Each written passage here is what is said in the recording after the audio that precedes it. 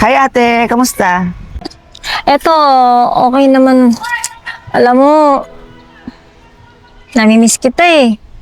Hay nako ate, ang tagal na kita niyaya dito sa Manila para magbakasyon. Ayaw mo namang magpunta. Hindi pa kasi ako masyadong makaano ngayon, pero pupunta rin ako dyan. Alam mo, gustong-gusto na rin kita talaga makita. Talagang natataon lang na marami pa ako inaasikaso. Huwag ka nang mag-isip ng kung ano-ano. Dahil ayaw magpunta dito, ako na lang ang pupunta dyan. On the way na kami. Talaga? Talaga, Jody? Wow! Sige, sige. Ipaghahanda kita ng paborito mong yung mga pagkain. Sige, excited na talaga ako, Jody. Sige, sige. Antayin kita, ha? Pero, may kasama ako ha. Boyfriend ko, papakalala ko sa'yo. Ganun ba? Okay, maganda yan. Sige. Sige. See you mamaya ate. Be, tara na. Kakatapos ko lang mag-jingle. Ihi na kasi ako kanina kaya di ko mapigilan eh. Pero ngayon, okay na ako. Laban na yan. Laban na? Tara na, kasi hinihintay na tayo ni ate. Tara. Papakalala Tara. kita.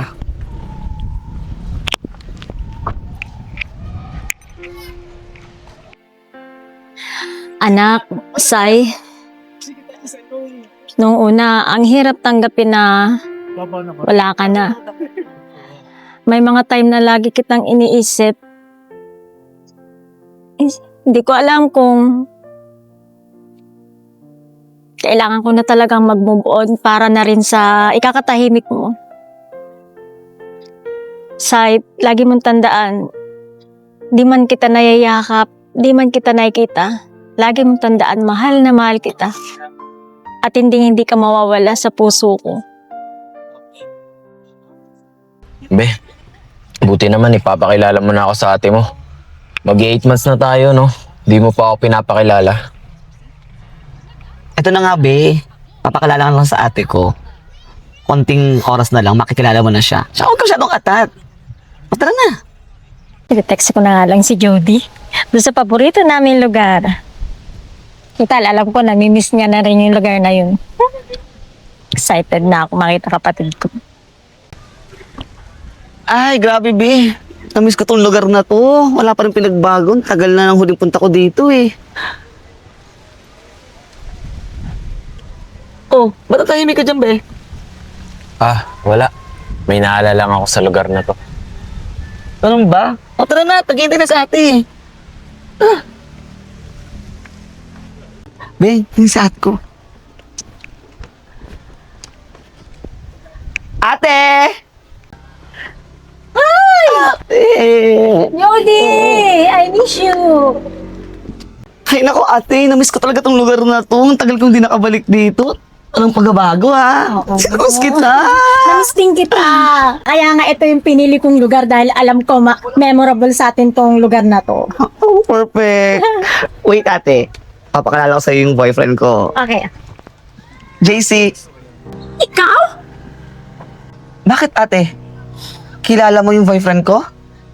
Magkakilala kayo? Oo, Jody. Yang mukhang yan, hindi ko yan makakalimutan. Dahil siya ang dahilan kung bakit nagpakamatay ang pamangkin mo. Be, tita, hayaan niyo po muna ako magpaliwanag. Totoo ba, be? Magpaliwanag ka. Tita, sa loob po ng 4 na buwan na pagbabakasyon ko dito sa probinsya, maniwala man ako hindi. Minahal ko po ang anak niyo ng lubusan. Pero tita, pumasa po ako sa entrance exam sa Maynila. Kaya nakipag-iwalay po ako kay Sai na maayos. At tinanggap naman po niya tita ng lubusan kasi ayaw niya rin po pumasok sa long distance relationship. Pero tita, hindi ko po na aakalain na wawakasan po ang buhay ni Sai dahil lang po sa pagyayari o pag-iwalay namin. Tita, huli ko na po na nalaman na wala na si Sai. Kaya sana humingi po ako ng katawaran sa inyo. Sana mapatawad niyo po ako. Ganun ba? At least, naliwanagan na ako. Naliwanagan na ako lahat. Nagtanim ako ng galit sa'yo dahil hindi ko napakinggan yung side mo. Ngayon, alam ko na. Napatawad na kita. Ate, wala naman may gusto sa nangyari eh. At for sure, kung nasan man si Sai ngayon, masaya siyang nakikita kang magpapatawad. Be, pasensya ka na kung uli ko na nasabi sa'yo. Pero wala kang kasalanan dito. Okay lang hindi. At least, nasayo mo na yung side mo. Kailan mo malalaman sa pagitan ng takot at tapang